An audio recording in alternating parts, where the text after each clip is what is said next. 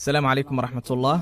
mid ka mid ah saaxiibadeeda wuxuu doonayaa inuu idin weydiiyo su'aashan. Ma jirtaa aayad ka mid ah Qur'aanka oo ka hadlaysa Hinduuga sida uga hadashaba Yahuudiyadda iyo Kirishtaanatiga? walaalka su'aal buuna weydiiyey, ma jirtaa aayad Qur'aanka ka mid ah oo ka hadashay Hinduuga sida uga hadashayba Yahuudiyadda iyo Masiixiyadda?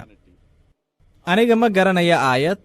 ma jirto aayad Qur'aanka ku jirta oo si gaara uga hadashay Hinduuga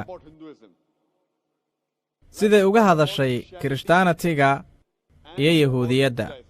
laakiin qur-aanku wuxuu ku leeyahay suuratu racd suuradda 13 aayadda 38 likulli ajalin kitaab. xilli iyo zaman weliba waxaan u dirnay waxyi. qur-aanka waxaa lagu sheegay 4 kitaab oo samaawi ah: towraa, zabuur, injiil iyo qur-aanka.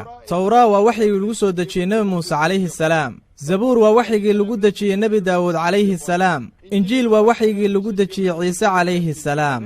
qur-aankuna waa waxyigii lagu dejiyey nebigana moxamed calayhi salaatu wasalaam. laakiin waxaa jira kutub kale oo samaawi ah oo aan kuwa ahayn, sida suxuftii nebi ibraahim. haddii aad i weydiinayso fiidaagu ma hadalkii allaba, waxaan kugu jawaabi doonaa ma ogi, sababtoo ah ma jirto meel qur-aanka ka mid oo sheegaysa fiidaa inuu waxyi xagga alle ka yimid yahay. mana jiro xadiid nebi oo sheegaya in fiidaagu yahay hadal alle. saa darteed waxaa leeyahay mana suurageli karto, waana suurageli kartaa. aniga ma ogi, aniga ma odhanayo hubanti waa hadal alle. laakiin xitaa hadduu noqdo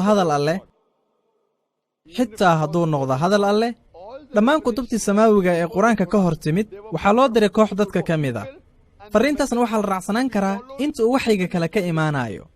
xitaa haddii fiidaagu noqdo hadal alleh, wuxuu noqonayaa mid la raaci jiray xilli hore. laakiin qur-aanku waa kitaabkii samaawiga ugu dambeeyey ka yimid xagga alleh.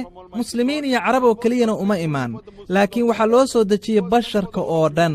wuxuuna ahaa waxyigii ugu dambeeyey. waxyi kaleoo ka daba imaanayaa ma jiro. isagaa la raaci doonaa ilaa maalinta qiyaamaha. iyadoo taa la cuskanaayo, xitaa haddaan ka soo qaadno in fiidaagu yahay hadal alleh, wuxuu ahaa mid gaar ku ah dad gaara. maanta dadka caalamka ku nool ha ku noolaadaan hindiya, imaaraadka, baakistaan, sacuudiga, maraykanka, kanada, ingiriiska, waxaa laga rabaa inay raacaan waxyigii ugu dambeeyey qur'aanka iyo rasuulka rususha ugu dambeeyey moxamed calayhi salaatu wasalaam.